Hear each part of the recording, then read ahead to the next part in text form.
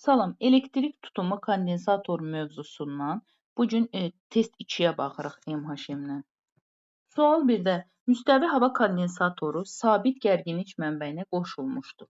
Sabit gərginlik mənbəyini gördük. Başa düşürük ki, U bərabərdir konstant, yəni dəyişmir.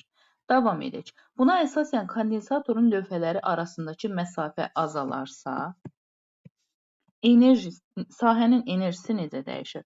İndi enerjinin bildiyimiz kimi bir neçə düsturu var. Bəs biz bunun hansından istifadə edək? Əgər sabit gərginlik söhbəti varsa, U-nun kvadratik olan düsturundan istifadə edəcəyik. S U kvadratı bölünsün 2. Buradan da açsaq, S-nin yerinə yazarıq epsilon. Epsilon 0 S bölünmüş D U-nun kvadratı.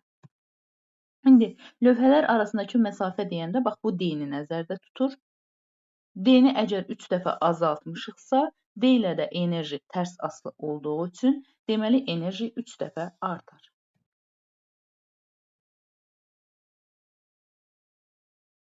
İkinci sualda, indi isə sabit tutumlu kondensatorun, baxın, sabit tutumlu deyir, kondensatorun enerjisi 9 dəfə azaltmaq üçün gərginlik necə dəyişir?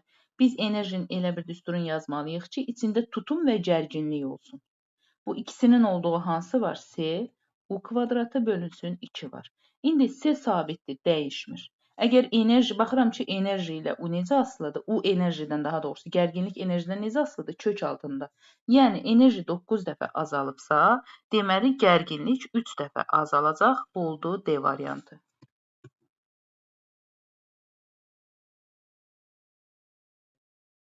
Üçüncü sualda müstəvi kondensator sabit gərginlik mənbəyinə, yenə də U kvadratik olan düsturları seçəcəyik.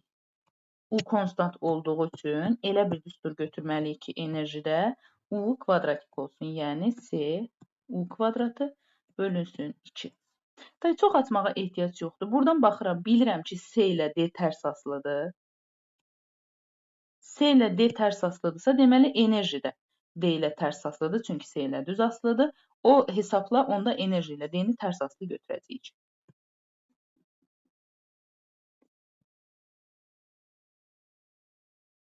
Dörddə.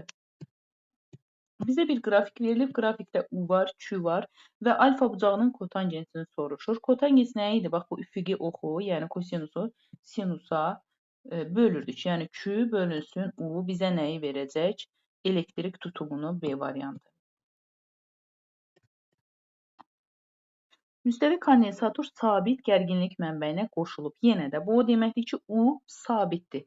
Yəni düsturda onun kvadratik olan düsturlarını götürəcəyik. Başladıq. Kondensatorun lövhələri arasındakı məsafə artırılarsa, yəni D-ni artırırıq. İndi gəlin yazaq düsturlarımızı. Əvvəla D-ni burada mən yazdım ki, unutmayaq. D artırılır. Bu belə. Davam edirik. Enerjinin hansı düsturunu yazarıq? U-nun kvadratik olduğu S U kvadratı bölünsün 2. Biraz da açaq. Hər dəfə düsturu da yazım ki, həm də əzbərləmiş olun gördükcə. S-nin yerində yazıram epsilon, epsilon 0 S bölünmüş D. U-nun kvadratı bölünsün 2.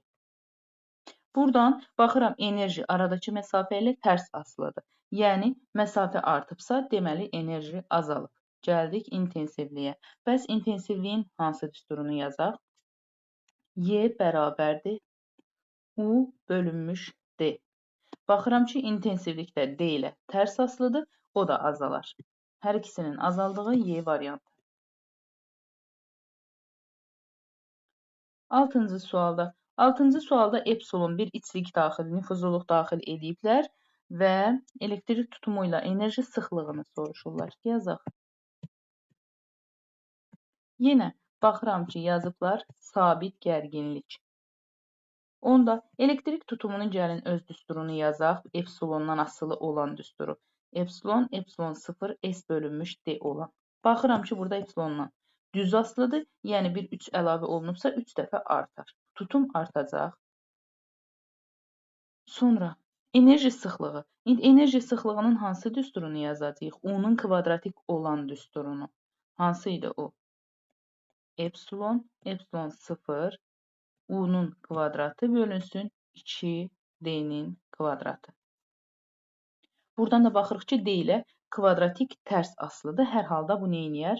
Əgər D epsilona baxırıq, üzrlüsən. Epsilonla düz asılıdır. Əgər epsilon artıbsa, enerji sıxlığı da artar. Hər ikisinin artdığı Y variantı. 7-yə baxaq.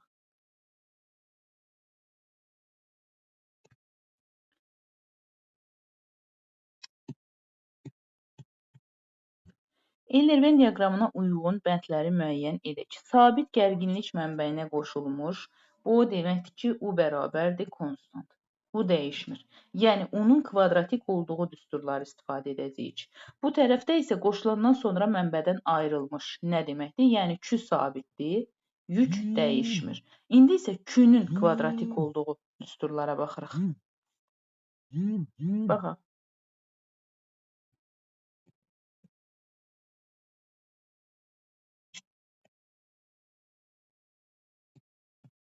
Aha. Köynəklər arasındakı gərginlik dəyişmir. Gərginlik nə zaman dəyişir, dəyişmirdi? Sabit gərginlik mənbəyinə qoşulmuş olanda biri bura yazdıq. Elektrik yükü dəyişmir, 2-ni bura yazdıq. Elektrik tutumu azalar. Bircə dəqiqə neynəsək? Köynəkləri arasındakı dielektrik çıxardanda. Dielektriki çıxardanda, yəni epsilon çıxardırıqsa, tutum əlbəttə azalacaq. Deməli, bu hər ikisi üçün keçərlidir onsuz da. 4-ə baxırıq. 4-də. Enerjisi artar. Enerjinin, indi baxaq görək, deməli, dielektriki çıxartsaq. Enerjinin dielektriklə asılılığı olan 2 düsturu var. Bax, birinci hansıdır? Enerji bərabərdir C, U kvadratı bölünsün 2. Bax, burada U-nun kvadratik olanda enerji ilə tutum düz asılı olduğu üçün enerji ilə epsilon da düz asılıdır. Əgər epsilonu çıxartsaq, içliyi enerji neyniyər? Azalar. Onda enerjinin azaldığını bax, bura yazırıq. İndi gəlirik digər. Enerji bərabərdir. Deməli, Q-nun kvadratı bölünsün 2C. Burada isə enerji ilə C tərs asılıdır. Yəni, içliyi çıxartsaq C azalar, enerji artar. Ona görə 4-ü də bu tərəfə yazırıq. 1, 5, 3, 2, 4. Onu özünüz düzərsiniz.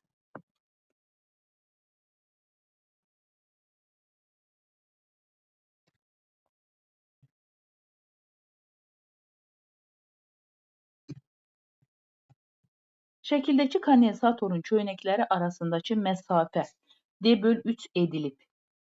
Eyni U gərginlikli mənbəyə bağlanır. Məsafə bayaqdan D idi, indi azalır, 3-ə bölünür. Yəni, məsafə 3 dəfə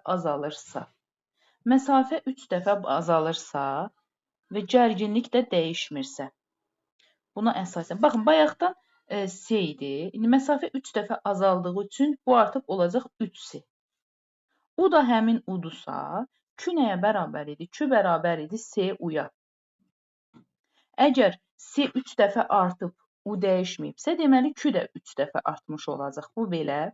İndi tutum yox, C/3 yox, 3 dəfə artar. 3C olar. Bir dəqiqə, yəni 1-i götürə bilmərik. 2-də kondensatorun yükü 3 dəfə artar, bunu gördük, bu doğrudur. 3-də kondensatorun enerjisi də 3 dəfə artar. Baxın, sabit gərginlikdirsə, görürsünüzmü? Çünki deyir, gərginlik dəyişmir, olduğu kimi qalır. Onda bayaq artıq bir neçə dəfə o düsturu təkrarladıq, yəqin ki, yadınızdadır. Gördük ki, enerji D ilə tərs asılıdır məsafə ilə. Yəni, məsafə azaldısa, enerji neynəyəcək? Artacaq. Bəli, bu da doğrudur. 2-nin də 3-ün də olduğu doğrudur, bir səhvdir. Bu da oldu bu variantı.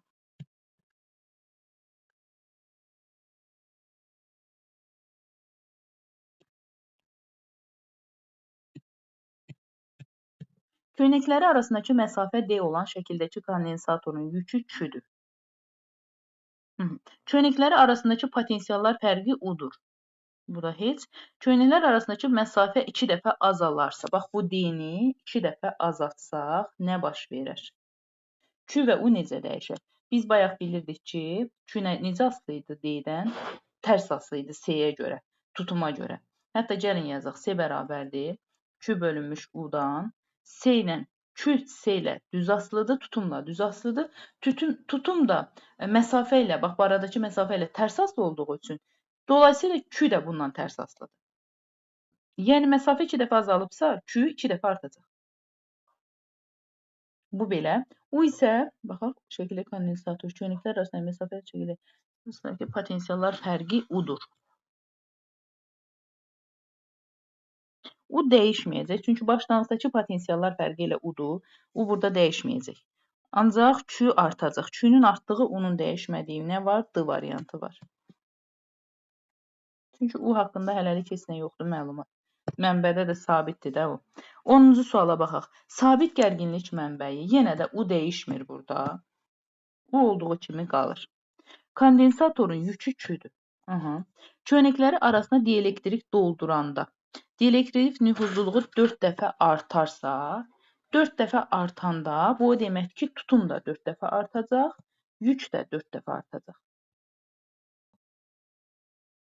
Buna əsasən kondensatorun son yükü neçə Q olar? 4 dəfə artırsa son yükdə 4 Q olacaq da, onun Y variantı.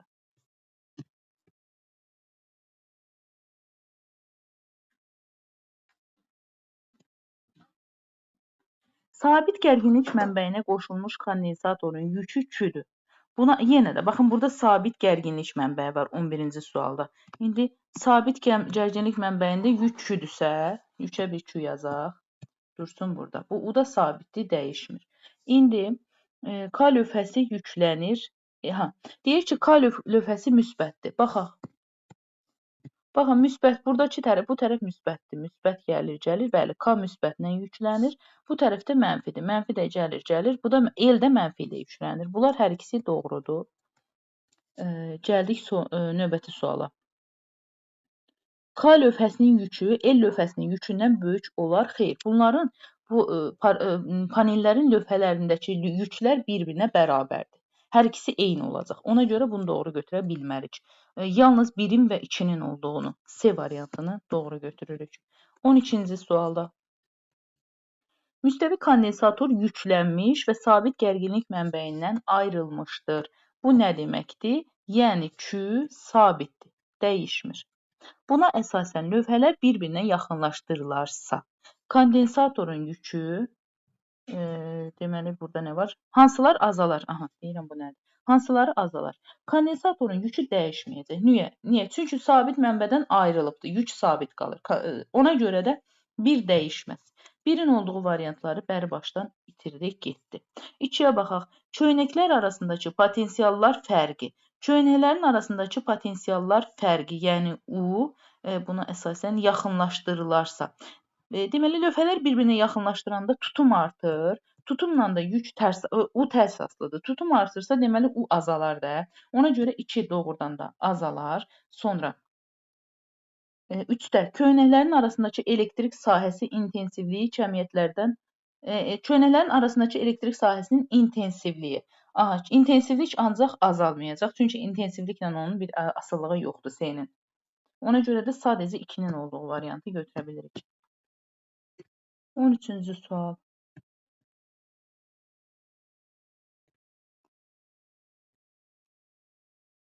Tutumlar verilib, ibarət lövhədə kimidir. Buna əsasən kondensatorlarda yığılan yükləri müqayisə edin. Yükləri nə edəcəyik? Baxın, başlanğıcda bir yük var. Bunun bir dənə, məsələn, deyək ki, Q var əlimizdə bir dənə. Bu Q gəlir, müsbətdən, həmişə müsbət tərəfdən hərəkətə keçirdin. Gəldi. Buradan bax, X-in üstündən də elə olduğu kimi Q keçdi. Elə ki, gəldi bura, burada artıq ayrılır. Bir hissəsi bura gedir, bir hissəsi bura gedir. İndi baxaq görək nə qədər hissəsi ora gedir, nə qədər hissə. İndi yük tutumla düz asılıdır. Bax, burada da paralel lüf olduğu üçün görürsünüzmü? Hər ikisinin paraleldə nə idi? U-lar eyni idi də, düzdürmü? Hər ikisinin U-su eynidir. Deməli, yük S-yə görə, tutuma görə paylanacaq. Axı, tutumla düz asılıdır. Hansının tutumu daha böyükdürsə, oradakı yük daha böyük olacaq.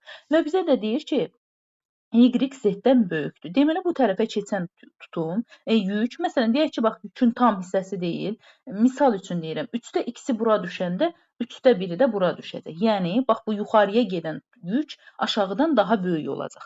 Ancaq ən böyük başlanğıcda, bax, bu mənbədədir. Çünki gəlir, orada topa şəkildə gəlir, gələndən sonra paylanır.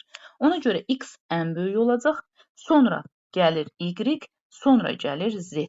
X, y, z-in olduğu Y variantı.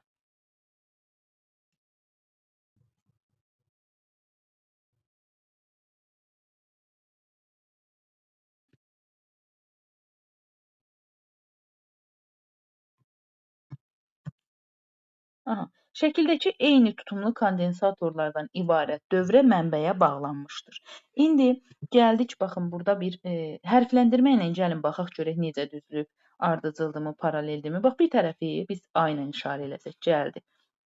Keçə bildiyi bütün yerlərə gəldi. Elə ki, bax, bu lövhə gəldi, burada dayanır. Vəssalam. Burada ancaq yenə də yer var. Gəlir, gəlir, burada da dayanır. Digər tərəfi də bir B ilə işarə eləyək. Burada olsun B. Bu B də gəldi, gəldi, gəldi. Hara qədər mümkündürsə gətiririk. B. Buradan gəldi X üçün də B. Buradan da yenə də baxın, yer var hələ. B. B. Bilirsinizmi? Bax, bu gətirdiyimiz hərfi hara qədər gətirə bilərik? Bax, bu lövhələr olan hissəyə qədər. Nə qədər ki, lövhə yoxdur, nə qədər istəsəz, yollar nə qədər olursa olsun, hamısına gedəcək. Aha, indi baxıram ki, bax, bu X qapalı dövrədir. Niyə? Çünki iki dənə eyni hərfin arasında yerləşir. Yəni, ikisində də eyni yükdür. Əgər orada dövrədə elektrik keçməsi üçün lazımdır ki, biri müsbət, biri mənfi olsun. Baxıram ki, ikisi də eynidir. Ona görə, bax, bu X-da ümumiyyətlə yük yoxdur, 0 olacaq, bax, bu X-da. X bərabər oldu 0-a.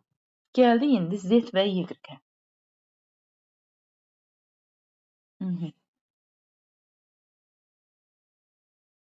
Baxırıq ki, burada deməli, baxın, A-dan elə bir ki, gələndə yüklər. Bax, bunlar bir-biri ilə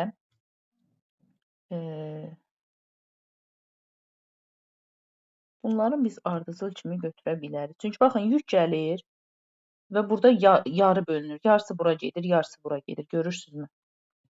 Paralel kimi düşünsək, paraleldir daha doğrusu. Paralel olanda yüklər neyinirdi? Bax, gəldi, yarı bölündü. Yəni, Y ilə Z bir-birinə bərabər olacaq. Y bərabərdir Z-ə, ancaq X 0-a bərabərdir. Hə, X-in də 0 olduğunu verməyiblərsə, indi X-i yəqin bunlardan kiçik götürəcəklər. Ancaq əslində o 0-dır. Y ilə Z böyükdür X-dan, bu da oldu D variantı.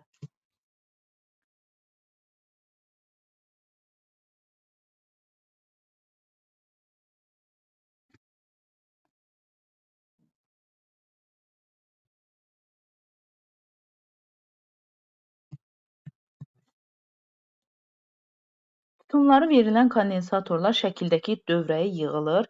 Buna əsasən yükləri müqayisəsini istəyir yenə də bizdən. İndi neyniyək burada? Baxın, yenə də bax, müsbət tərəfdən yükü gətiririk. Müsbətdən gətirdik. Başlanğıcda məsələn buna bir x 2 dənə Q deyək. Niyə 2 dənə deyirəm? Çünki bölünəndə kəsilmən olmasın deyə. Bu 2 dənə yükü gətirdik. Bax, bu x-in üstündən olduğu kimi keçdi. 2Q keçdi. Yəni, ən böyük x olacaq. Bu belə. X mütləq hamısından böyükdür. Bunu işarə elədim, dursun burada. Ona görə də C variantın, A variantın, B variantın, D variantını silə bilərəm. Elə bunu da siləndə görürəm ki, onsuz da Y variantı qalır. Yenə də davam da eləyə bilərik. Necə davam eləyərik? Bax, bu yuxarıdakı C-lər var ha. Yuxarıdakı C-lər ardıcıldır. Ardıcıl olanda neyniyirdik biz? Bunların və ikisi də eyni ədədlərdir, xüsusi halda. Sayına bölürdük. Götürürdük birini, 2-ni, bölürük sayına 1, 2. 2-ni də 2-yə böləndə 1 düşür. Buradakı tutum C-dir. Aşağıdakı tutum isə 2C-dir. Onda bax, bu yük gəlir, aşağıdakı tutum daha böyükdür axı. Bu aşağıya, bu tərəfə daha çox paylanır. Məsələn, deyək ki, indi bura 2 yox da 3 düşünsək. Burada gəlir 2, bura gəlir 1. Ona görə də Z böyük olur Y-dən.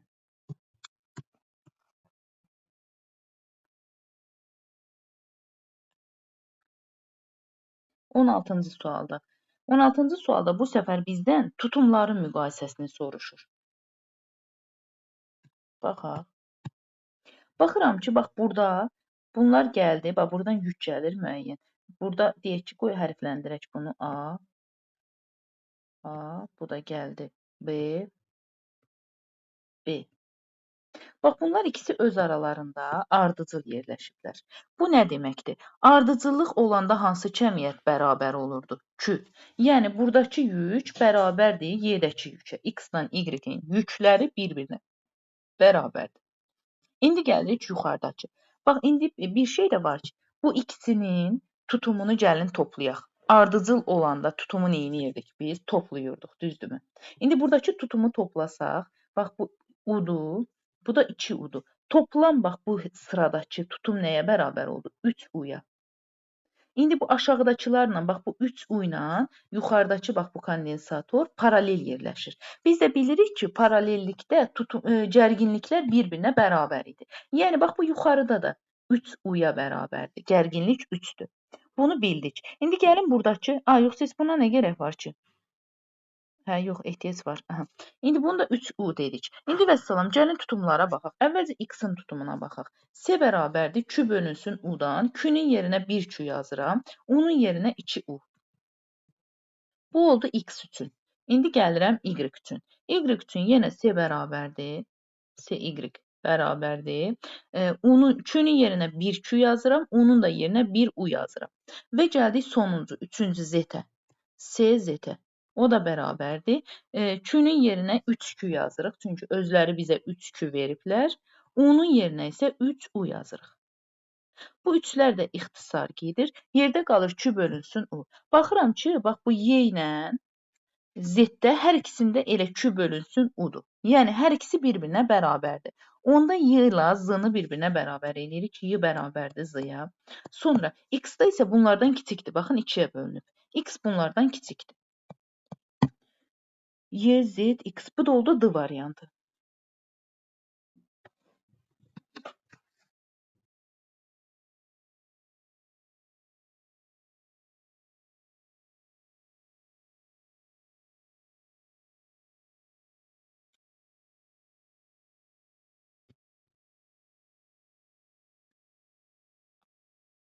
On yedinci sual.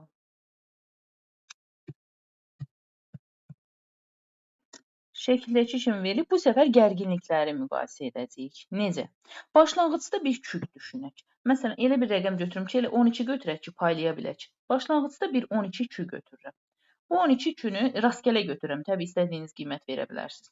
Bu 12 gəlir. Burada, bax, bu S-nin üstündə elə yenə 12 olur da. Çünki nəyi var? Gəlibdir. Hamısı buradadır. Gəlir, burada paylanır. Bir qismi yuxarı gedir, bir qismi aşağı gedir. Bəs nə qədər? İndi onu, yükü biz tutuma görə müqayisə eləyəcəyik. Bax, bu yuxarıdakı tutumlar ardıcıldır. Ardıcıl olanda tutumu biz necə tapırdıq? 2 dənə kondensator olanda. Götürürdük bir kəsir xətti. Yuxarıda bunları bir-birinə vururduq. 3 vurulsun 6. Aşağıda da toplayırdıq. 3 üstə gəlsin 6. Bu da eləyirdi. Deməli, orada var 3, 6, 9. Bu da 2-yə bərabər olurdu. Deməli, yuxarıdakı ümumi tutumumuz 2-yə bərabərdir. Aşağıdakı tutumumuz 2 S-yə bərabərdir. Yuxarıdakı da 2S-dir, aşağıdakı da 2S oldu. Düzdürmü? Onda bax, bu yükü necə paylayacaq? Yarı-yarı. 6 bura düşdü, 6 bura düşdü. Düzdürmü? Və gəldi, bu 6 ardıcıl olanda axı yük eyni olurdu. Hər ikisi üçün eynidir. 6 burada da 6-dır, burada da 6-dır. Və bu da gəlir, burada 6-dır. Deməli, x bunların hər ikisindən böyükdür və y də bərabərdir z-ə. X böyükdür y-lə z-dən. Bircə dəqiqə. Bizdən onu soruşur. Üzr istəyirəm. Bizdən onu gərginliyi soruşur. Mən də künü yazmışam.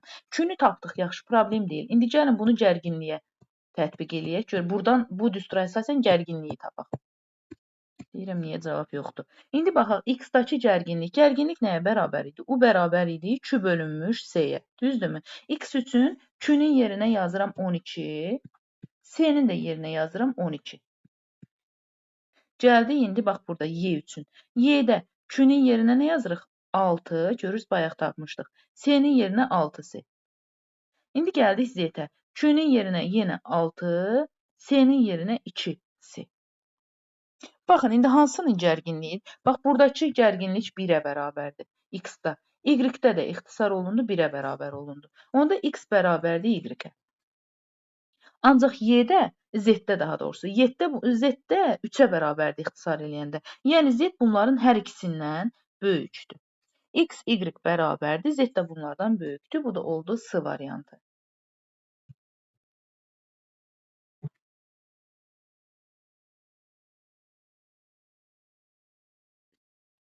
18-ci sualda S2 kondensatorunun lövhələri arasında D elektrikini daxil etdikdə kondensatorun çöynəkləri arasındakı gərginlik necə dəyişir?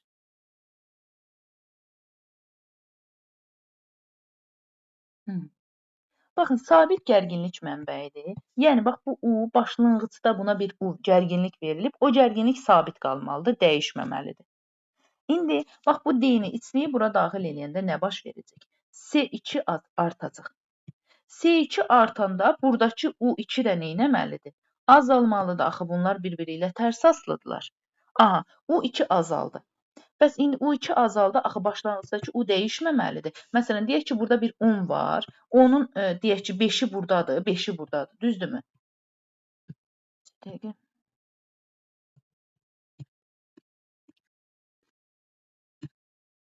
Hı -hı. 5-i də buradadır, qələm yazmadı.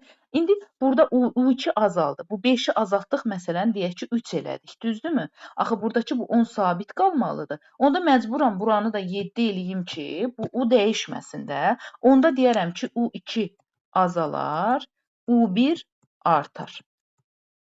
U2 niyə azaldı? Bildiniz. Çünki dielektrik daxil eləyəndə tutum artdı. Tutumla da U tərs asılıdır. Onda 1-in artdığı, 2-nin azaldığı B variantı.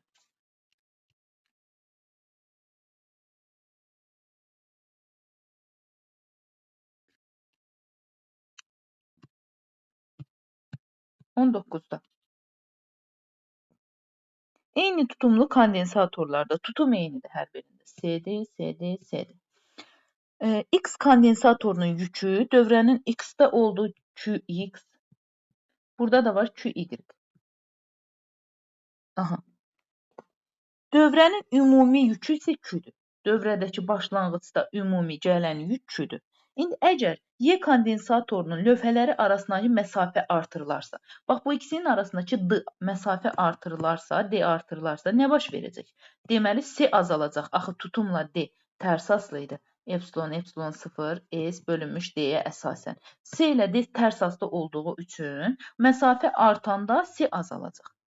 S azalanda bax bu QY də azalmış olacaq. QY azalacaq. Niyə? Çünki Q ilə də S düz asılıdır da, düzdürmü? Ona görə QY azalacaq.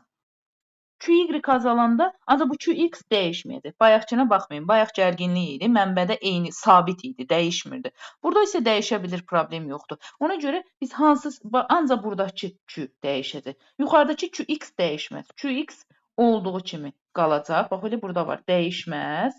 İndi, axı QY dəyişdi, Q1 dəyişib. Bax, buradakı Q azalıbdır da. Buradakı Q azalıbsa, deməli, başlanğıcda gələn də azalacaq.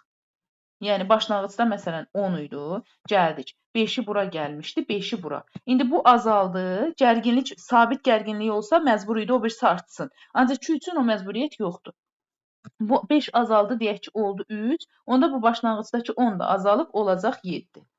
Yəni, başlanğıcdakı Q azalar, ancaq QX dəyişməz. Dəyişməz azaların olduğu bu variantı.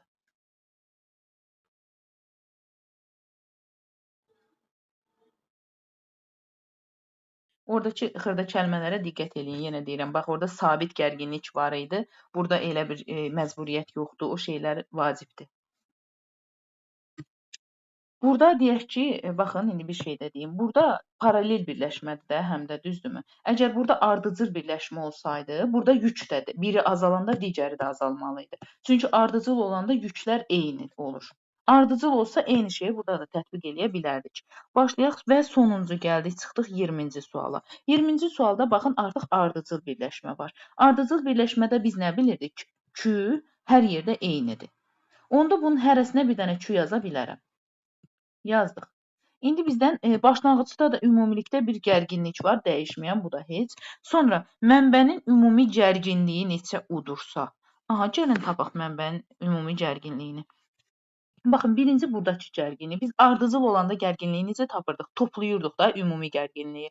İndi gərginliyin düsturu nədir? U bərabərdir. Q bölünmüş S deyil. İndi bax bundan istifadə edəcəyik X üçün. Yazıram ki, UX bərabərdir. Q-nün yerinə elə Q yazıram. Bölünsün 2-si. UY bərabərdir. Q-nu olduğu kimi saxlayıram. Çünki Q hər üçün eynidir. Bölürəm 3S-yə və gəlirəm sonuncuya. UX Z-ə. UZ. Bu da bərabərdir. Yenə Q eynidir. Bölünmüş 6S-yə. 6S-yə. Və bunları neynirəm? Ümumi ardıcıl olanda ümumi U-nu tapmaq üçün neynirdik? Bunları toplayırdıq. Bunların da baxın, hamısını ortaq vuruq 6-ya gətirəndə. Bir dəqiqə. 6, 3, 2, 5, 1. 6, 6. Eləyəcək 6Q bölünmüş 6S-yə. 6-lar ixtisar gedir, yerdə qalır. Q bölünmüş S. İndi bax, buraları mən silim, artıq buna ehtiyacımız yoxdur. Biz ümumi dövrədəki gərginliyi nə tapdıq? Q bölünmüş S. Bax, bu dursun burada. İndi bundan istifadə edəcəyik. Və bizə bir dənə məlumat verir. Bizə deyir ki, Y kondensatorunun potensialı U-dur.